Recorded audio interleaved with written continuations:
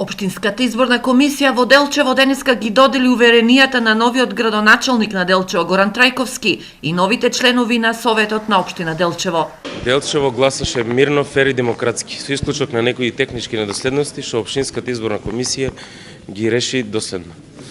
Му честитаме на градоначалникот на општина Делчево и му посакуваме успешна работа. За градоначалникот Трајковски 4-годишниот мандат е предизвик да се направи Делчево поубаво место за живеење без поделби на граѓаните и со конструктивен општински совет. Очекувам конструктивна, совесна, одговорна и честна работа за да можеме со нашиот интелектуален капацитет, организацијски способности да допринесеме општина Делчево да се развива во поубаво место на живеење. По 8 години делчевските социјалдемократи го имаат мнозинството во Советот, односно 8 советници за СДСМ и коалицијата и 7 за ВМРО ДПМН и коалицијата. Сакам да сите советници да им посакам успех во работата и плодна и успешна работа.